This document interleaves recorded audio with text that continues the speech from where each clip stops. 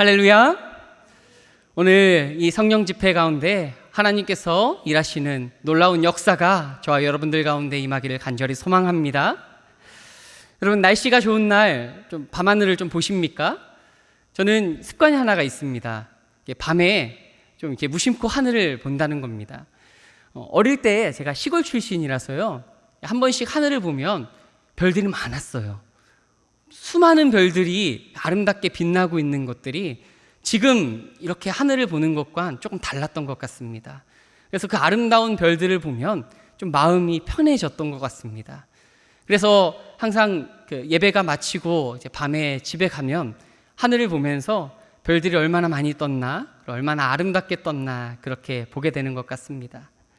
그런데 이 천문학자들에 따르면요, 이 우주의 많은 별들 중에 90% 이상이 우리가 눈으로 볼 수 없는 별들이다, 이렇게 이야기를 합니다. 너무나도 멀리 떨어져 있어서, 그리고 빛이 너무나도 희미해서, 또는 주변의 밝은 빛에 가려져서 그 존재조차도 포착되지 않는 별들이 너무나도 많이 있다라는 겁니다. 그 별들은 실제로는 존재합니다. 그런데 인식되지는 않는다는 거죠. 우리는 그 이름도, 그 위치도, 그 소리도 알지 못합니다. 마치 이름이 지워진 존재처럼, 기억되지 않는 그 생명처럼 어딘가에는 존재하지만 그 별들은 우리에게 기억되어지지 않습니다. 겉으로 드러나는 빛이 아니라 보이지 않는 중력, 에너지, 궤도와 파장, 지구와 태양계를 지탱하고 있는 별들이 있는데, 바로 우리 눈에 보이지 않는, 잊혀지지 않는 그러한 별들이란 사실입니다. 여러분, 우주가 그렇습니다. 우리의 눈에 포착되어지진 않지만 수많은 별들이 여전히 그 자리에 존재하고, 그러나 무의미해 보이는 그 별들이지만 그 별들이 있기 때문에 이 태양계가, 이 지구가 여전히 그 자리에 존재할 수 있는 것처럼 그 별들은 의미가 있는 별들이란 사실입니다. 하물며 우리의 인생은 어떻겠습니까? 우리는요, 하나님께서 창조하신 그러한 인생입니다. 그냥 창조하신 것이 아니라 하나님께서 자신의 형상에 따라 창조하셨습니다. 이 세상을 창조하신 만물의 통치자, 만물의 주인이신 하나님께서 우리 한 사람 한 사람을 빚으셨다 이야기하신다는 겁니다. 그런데 그런 우리인데도요, 하나님의 형상에 따라 지음받은 귀한 존재임에도 불구하고 죄로 물든 이 세상 한가운데서 어쩌면 점점 빛을 잃은 채, 우리의 존재의 그 의미를 잊은 채 살아갈 때가 너무나도 많이 있는 것 같습니다. 진리가 뒤집히고 사람이 사람으로 대접받기보다는 상품으로 취급되고, 눈에 보이는 외모와 스펙, 어떤 성과와 가치로 정해지는 이 세상 속에서 우리는 어느새 내가 누구인지도 모르고 내 존재가 얼마나 가치 있는지도 모른 채 그렇게 떠밀려 가듯 살아갈 때가 있다라는 겁니다. 그리고 그 속에서 문제는 우리는 아파하면서 힘들어한다는 거예요. 그 속에서 우리의 정체성을 잊은 채 신음하면서 살아가고 있다라는 겁니다. 혹시 이 모습이 저와 여러분의 모습은 아닙니까?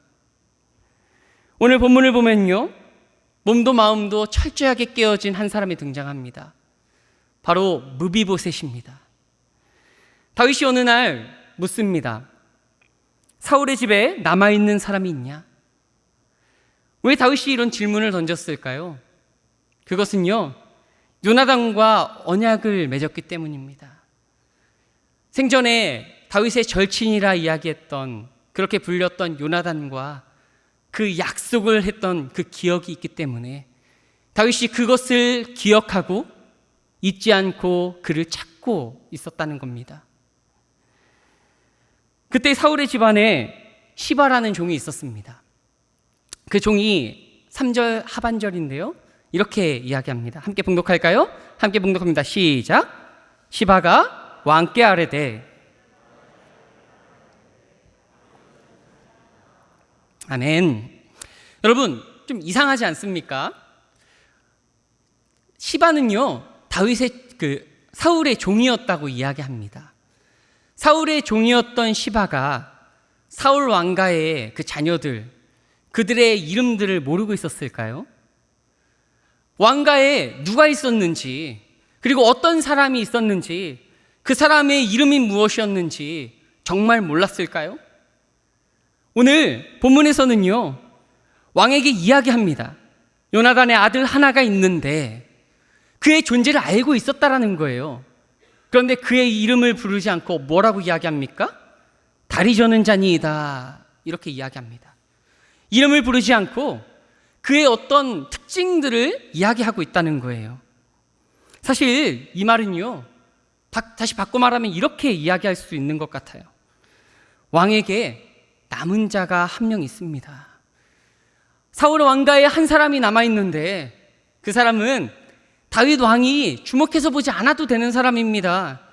그 사람은 다리도 절고 있고요, 그냥 저기 변반에서 그냥 잊은 채, 이름도 없는 채 그 왕에게 어떤 해도 가하지 못할 그런 무가치한 존재입니다. 이렇게 이야기하고 있는 겁니다. 여러분, 한 왕가에 왕이 몰락했습니다. 왕가가 무너졌습니다. 정권이 무너졌습니다. 그러면 어떤 일이 일어납니까? 우리 조선시대에 우리 사극들을 보면 많이 보지 않습니까? 왕권이 바뀌면 그 불씨를 다 없애야 하지 않았습니까? 그래서 모든 다시 일어날 반역을 일으킬 만한 것들을 다 제거하는 것이 당연히 옳은 일이었습니다. 그런데 그러한 상황 속에서 오늘 한 사람을 찾고 있는 것처럼 이 시바가 지금 여겼던 것 같습니다. 그래서 이야기하는 거였다라는 거예요. 다리 저는 자, 그 한 사람이 있는데 신경 쓰지 않아도 됐습니다. 그렇다면 도대체 이 사람은 어떤 인생을 살았기에, 그리고 어떤 존재였기에 그렇게 이름도 불려지지 않는 그런 인생이었을까요? 사무엘하 4장에 보면요, 한 사건이 등장을 합니다. 사울과 요나단이 전쟁에서 죽었다는 소식이 거기서 등장을 하는데요, 이 무비보셋의 유모가 당시에 그 소식을 듣습니다. 그리고 그 소식을 듣고 그러한 불안감에, 혹시 이제 정권이 바뀌고 당시에 사울의 이미지도 좋지 않았는데 남은 이 무비보셋도 죽일까봐 데리고 도망을 칩니다. 그리고 나서 그렇게 도망치는 가운데 실수를 해요. 그를 떨어뜨린다는 거죠. 그리고 그가 장애를 앓게 됩니다. 두 발을 절게 된다는 거예요. 상황을 보면요, 이렇습니다.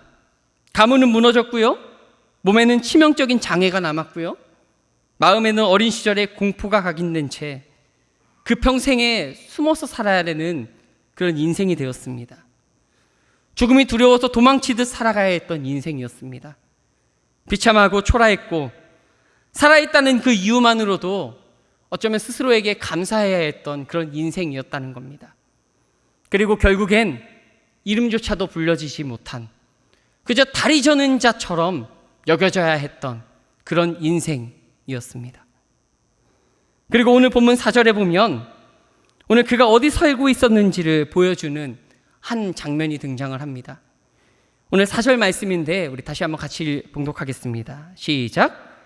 왕이 그에게 말하되 그가 어디 있느냐 하니 시바가 왕께 아뢰되 로드발 암미엘의 아들 마길의 집에 있나이다 하니라. 아멘. 여러분, 여기서 주목해서 볼 단어가 하나 있습니다. 그것은 로드발이라는 단어입니다. 이 로드발은요, 지명 이름입니다. 이 로드발은 히브리어로는요, 로라는 단어와 드발이라는 단어가 합쳐진 단어입니다. 로는 부정어입니다. 어떤 단어 앞에 붙을 때 뭐뭐가 아니다, 뭐뭐를 부정하는 의미로 쓰입니다. 드발이라는 단어는요, 오늘 본문에서는요, 목초지, 어떤 초장, 이런 뜻을 가지고 있습니다. 그러니까 합쳐서 이야기하면 목초지가 아니다, 목초가 없다, 푸른 초장이 아니다, 그런 의미를 가지고 있는 거예요. 즉 황무지라는 뜻입니다. 어떤 생명체조차 그 속에서 살 수 없는, 아무것도 남아있지 않는 그런 땅. 여러분, 왜 무비보셋이 로드발에 있었을까요? 왜 성경은 그 로드발이란 지명을 언급하고 있을까요? 그는 버려진 사람이었기 때문이에요. 이름을 잃은 사람, 존재가 아니라 상처로 불린 사람. 그래서 점점 세상 속에서 사라져버린 사람. 그 지명 자체가 그의 삶을 대변해주고 있었다라는 거예요. 게다가 이 드발이라는 단어는요, 한 가지 다른 의미를 가지고 있습니다. 이 드발은 원어적인 표현으로 보면 다바르라는 이 단어에서 왔습니다. 이 다바르는요, 하나님의 말씀이라는 그 말을 의미할 때 사용되는 단어입니다.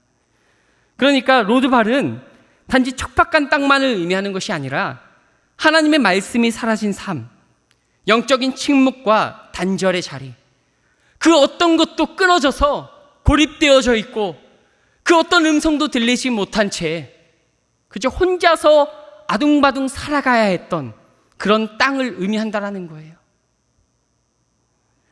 물브보셋은 바로 그 하나님의 음성조차 들리지 않는 땅에서 이름도 없이 존재감도 없이 과거의 상처에 붙잡힌 채 홀로 살아가고 있었다라는 겁니다.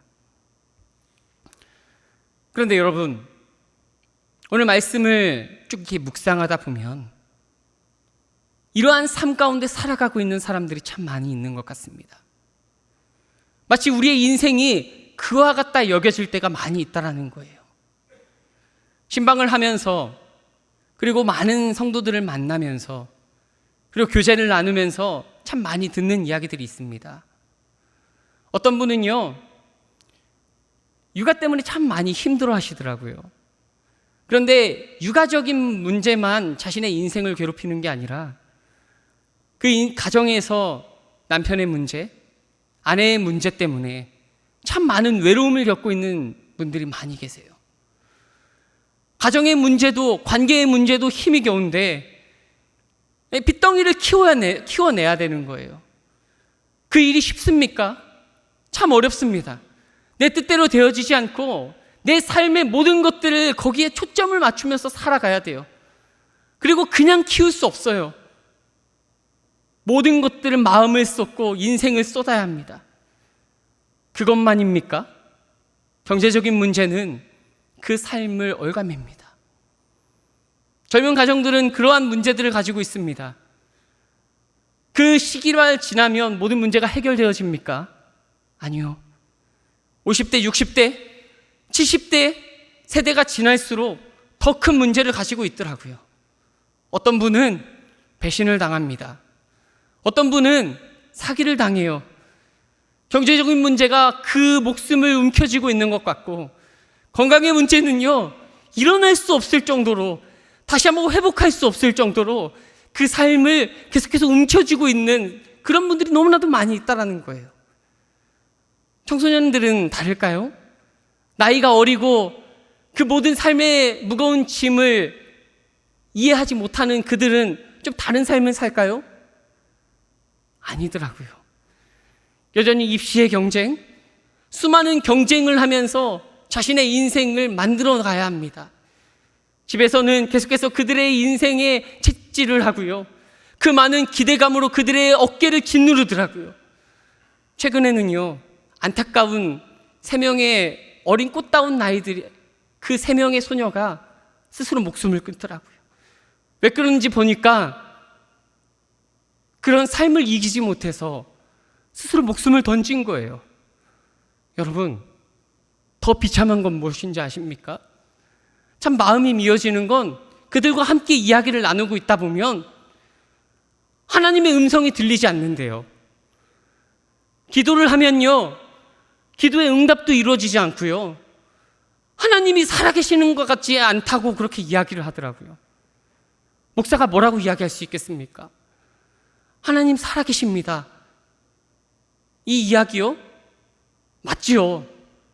근데 저도요, 한 번씩 보다 보면 마치 그러한 삶 가운데 있을 때가 있어요. 저도 알지요. 하나님 살아계신다는 거예요. 그런데요, 그게 어쩔 때는요, 그들에게 참 어려운 그 고통이, 그 절망이 그런 단어가 되어질 때가 있더라고요. 무슨 말을 할 수 있겠습니까? 그들은요, 로드발과 같은 그런 삶을 살아가고 있는 거예요. 혹시 여러분, 그러한 황무지 같은 인생을 살아가고 있는 분이 계십니까? 그런데 여러분, 그러한 자리일지라도 소망은 끝난 것이 아니라는 것입니다. 모든 것이 무너져도 여전히 하나님의 말씀 안에 있다면 여전히 소망은 끝나지 않았다는 것입니다. 말씀이 있는 곳이 푸른 초장인 줄 믿습니다. 주의 음성이 있다면 그것이 쉴만한 물가가 되어지는 줄 믿습니다. 로드발은 황무지입니다. 황무지는요, 풀이 자라지 않고 생명체가 살아갈 수 없는 곳을 의미합니다. 그런데 여러분, 로드발과 비슷하지만 다른 단어가 있습니다. 바로 미드바르라는 단어입니다. 미드바르라는 것은 광야를 의미합니다. 광야는요, 황무지같이 보여져요. 그런데 그곳은 소망이 있습니다. 왜냐하면 그곳에 하나님께서 은혜를 주시면 생명이 살아갈 수 있는 곳이기에, 하나님께서 역사만 하신다면 하나님을 만날 수 있는 곳이기 때문입니다. 사랑하는 성도 여러분, 하나님 안에 거한다면, 여전히 하나님 안에 그럼에도 불구하고 머물러 있다면 그곳에 소망이 있는 줄 믿으시기 바랍니다. 여전히 하나님께 소망을 두고 그 자리를 묵묵히 걸어나갈 수 있는 저와 여러분 될 수 있기를 간절히 소망합니다. 이렇게 무비보셋은 로드발이라는 절망의 땅에서 그저 살아남는 것이 전부인 삶을 살고 있었어요. 그런데 그 인생의 뜻밖의 변화가 찾아옵니다. 그게 뭘까요? 우리 5절 말씀 같이 한번 봉독해 볼까요? 우리 5절입니다. 함께 봉독합니다. 시작. 다윗 왕이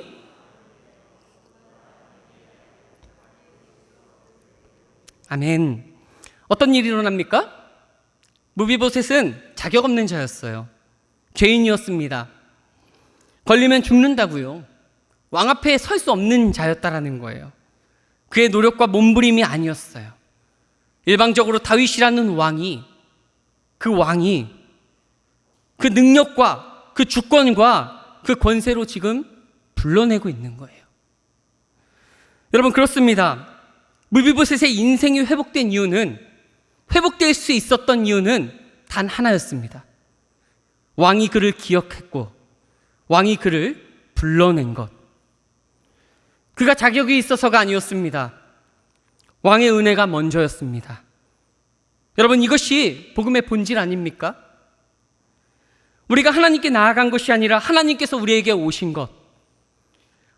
예수 그리스도께서 우리를 기억하셨고 우리를 부르셨고 우리를 위해 오셨습니다. 성경은 말씀합니다. 인자가 온 것은 잃어버린 자를 찾아 구원하려 함이라. 아멘. 우리를 위해 이 땅에 오신 하나님의 아들 예수 그리스도께서 내가 감히 하나님 앞에 나아갈 수 없었기에, 하나님을 바라볼 수 없었기에 그분이 먼저 나에게 오셨다라는 것입니다. 잊혀진 나를 기억하여 주셨고 넘어진 나를 일으켜 주셔서 하나님의 식탁의 자리에 초대하신 것입니다. 왜 그렇습니까? 우리의 현실이 무비보셋과 별반 다르지 않았기 때문입니다. 우리는 죄로 인해서 하나님과 단절되어졌습니다. 내면 깊숙이 하나님과 깨어진 상태, 그런 인생을 살아갔다라는 것입니다. 겉보기엔 멀쩡해 보이지요. 스스로 인생을 살아갈 수 있는 것처럼 살아갔습니다.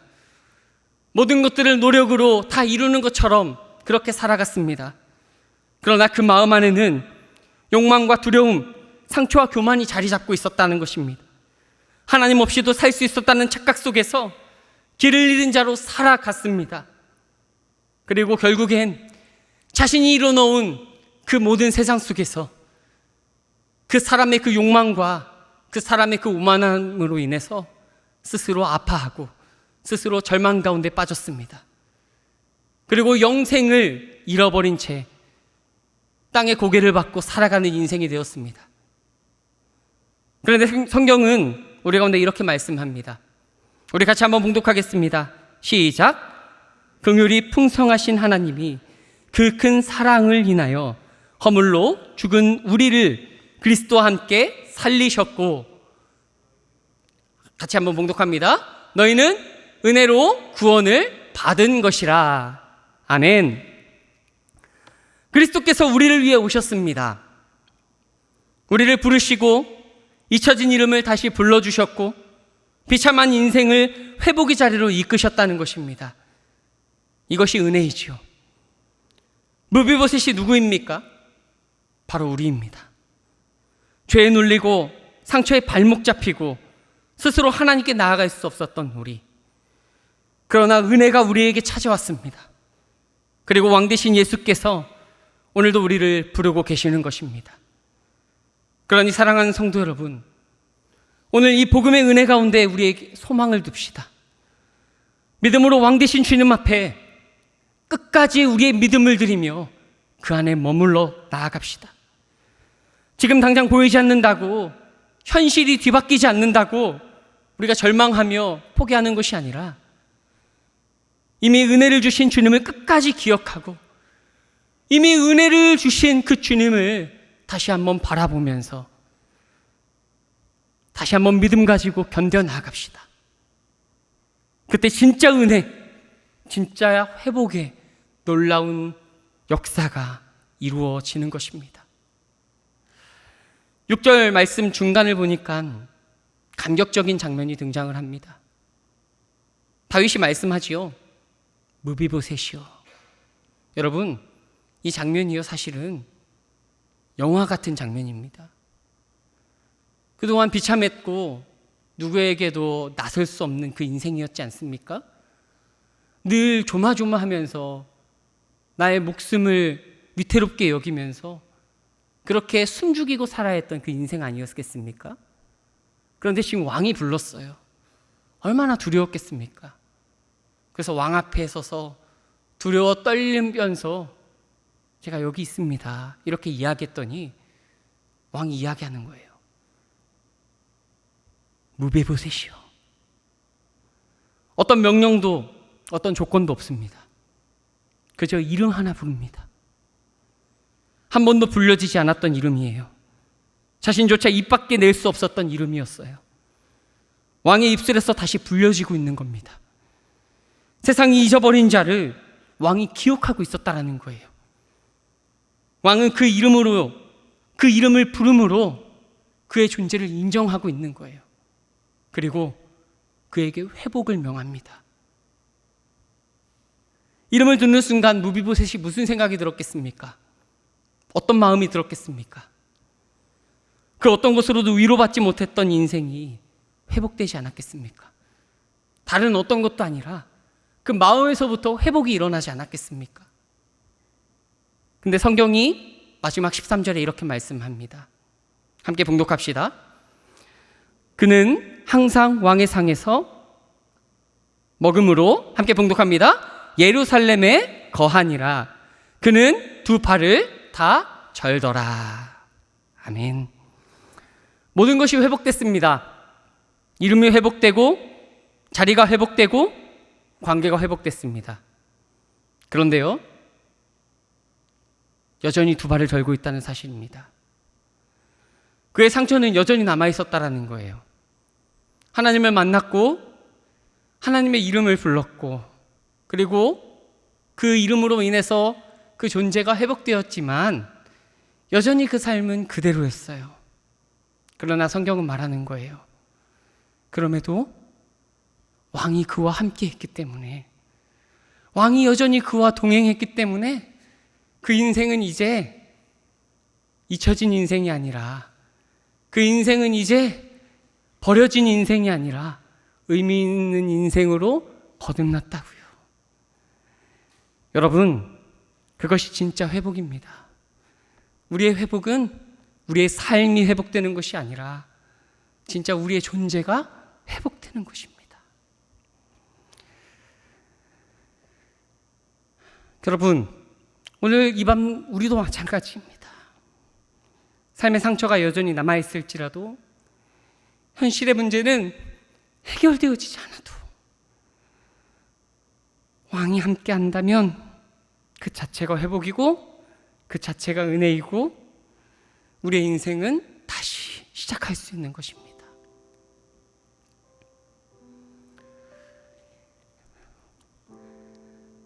밤하늘을 떠올려 보십시오. 우리가 보지 못하는 수많은 별들이 여전히 그 자리에 존재합니다. 비록 빛나지 않아도 그 별들이 우주의 균형을 잡고 있듯이 사람들이 알아주지 않아도 상처가 여전히 남아있어도 주님의 시선 아래 우리는 잊혀지지 않는다면, 그 주님이 우리를 기억하신다면 여전히 우리는 의미 있는 존재인 것입니다. 그분이 우리의 이름을 기억하시고 지워진 듯한 인생에도 여전히 쓰임과 의미를 주십니다. 오늘 이 밤 저와 여러분을 주님께서 부르십니다. 내 사랑하는 자야, 나와 함께 가자. 여러분의 인생에 혹시 지금 회복이 필요하십니까? 여러분의 인생에 혹시 지금 변화가 필요하십니까? 여러분의 인생이 혹시 달라지기를 원하십니까? 여러분의 인생에 무언가 새롭게, 무언가 다시 출발할 힘이 필요하십니까? 그렇다면 그 음성에 응답하시기를 바랍니다. 말씀 앞으로 나오시기를 바랍니다. 기도함으로 주님을 부르짖기를 바랍니다. 돈이 아니라, 세상이 아니라, 사람이 아니라, 내 자존심이 아니라 예수 그리스도 한 분만이 우리의 회복의 시작인 것입니다. 간절히 바라기는 두 발을 절고 있어도 왕과 함께하는 자리에서 진짜 회복을 누리시기를, 그 식탁을 떠나지 않는 믿음의 사람이 되기를 주의 이름으로 간절히 축원합니다.